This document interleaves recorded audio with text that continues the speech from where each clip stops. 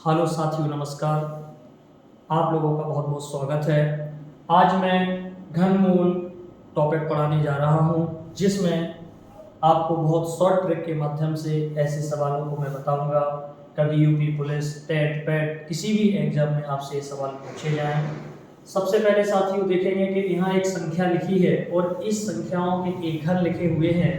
तो आप साथियों देखेंगे कि 2 का घन कितना होता है, 8 होता है। साथियों 3 का घन कितना होता है, 27 होता है। 4 का 64, 5 का 125, 6 का 216, 7 को 343, 8 का 512, 9 का 729 और 10 का साथियों 1000 होता है।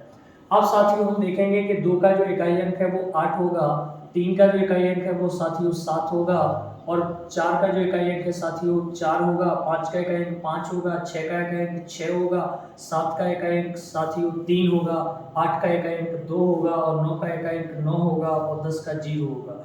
साथियों आप देख रहे होंगे इन सारे संख्याओं में दो ऐसी संख्याएं हैं, एक तो 2 है, 2 का इकाई अंक 8 हो गया, 2 का इकाई अंक 8 और 8 का साथियों इकाई अंक 2 हो गया। इसी प्रकार एक संख्या साथियों और है, 3 की जगह 7 हो गया और 7 की जगह साथियों 3 हो गया। तो ऐसी 2 डिजिट है कि जिनकी आपका इकाई का अंक साथियों बनता है वो सभी आपके इकाई के अंक सेम है। अब हम देखते हैं कि ऐसे सवालों का हम घनमूल कैसे निकालेंगे। तो साथियों आपको देखना है कि पीछे का एक अंक देखना है जिसको इकाई डिजिट बोलते हैं 7।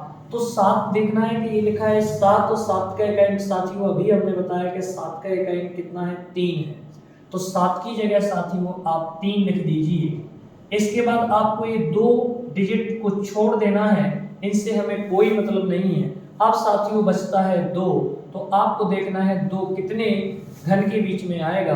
तो ये होगा आपका 1 और 2 के घन के बीच में आपका 2 आएगा। 1 का घन 1 होता है और 2 का साथियों कितना होता है, 8 होता है।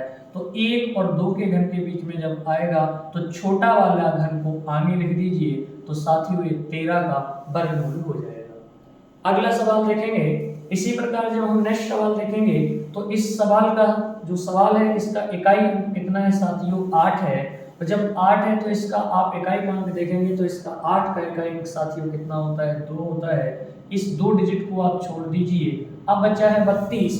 तो आपको देखना है कि 32 किस संख्या के वर्ग के बीच में आएगा। तो 32 साथियों आपका 27 और 64 के बीच में आएगा। और 27 होता है 3 का और 64 होता है 4 का। तो 3 और 4 में साथियों छोटा कौन सा है, 3 और 4 में 3 छोटा है, तो 3 इसको आगे लगा दीजिए। साथियों इसका उत्तर हो जाएगा 32 का ये घनमूल हो जाएगा। नेक्स्ट सवाल फिर देखते हैं साथियों। अगला सवाल आपका यहाँ पर संख्या 4 है और साथियों आपको देखना है कि 4 का इकाई अंक कितना होता है, 4 होता है। तो आप यहाँ 4 लिख दीजिए। इन दोनों संख्याओं को साथियों आप छोड़ दीजिए। अब बचा है 39। तो आपको देखना है 39 कितने घन के बीच में आएगा। तो 39 साथियों जो आपका है वो आपका 27 और 64 के बीच में आएगा। और 27 और 64 में 3 और 4, तो 3 और 4 में सबसे छोटा कौन सा है साथियों, 3। तो 3 यहाँ लगा दीजिए, ये 34 का घनमूल हो जाएगा। अगला सवाल फिर देखते हैं साथियों। आप देखेंगे ये 4 लिखा है और 4 का इकाई अंक हम देखेंगे तो 4 का इकाई अंक साथियों 4 ही होता है। इसके बाद आप ये 2 डिजिट छोड़ दीजिए और जैसे ही जब हम ये 2 डिजिट छोड़ देंगे तो साथियों 11 24 है। और 11 24 जब हम देखेंगे तो 11 24 आपका जो आएगा वो 10 का घनमूल और 11 के घनमूल के बीच में आएगा। और 10 और 11 के घनमूल के बीच में सबसे छोटी संख्या कौन सी होगी, 10 के 11। तो सबसे छोटी होगी 10 और 10 को हम आगे लगा देंगे तो साथियों 104 का घनमूल होगा, 104 का घनमूल होगा। इसी प्रकार साथियों हम अगला सवाल फिर लेते हैं। यहाँ पर लिखा है आपका 6 और साथियों हम देखेंगे कि जो 6 है और 6 का इकाई अंक साथियों 6 ही होता है। इसके बाद आप 2 डिजिट छोड़ दीजिए और 2 डिजिट जब छोड़ देंगे तो ये संख्या बची है 438। और 438 आपको देखना है कितने घन के बीच में आएगा। तो 438 साथियों आपका आ जाएगा 200, जे आपका आ जाएगा साथियों 343 और 512 के बीच में आ जाएगा। और आप देखेंगे 343 7 का घन होता है और 512 साथियों 8 का घन होता है। तो 7 और 8 में आप देखेंगे साथियों सबसे छोटा कौन सा है, 7 है। 7 लगा दीजिए थैंक यू, धन्यवाद यदि आपको समझ में आया हो।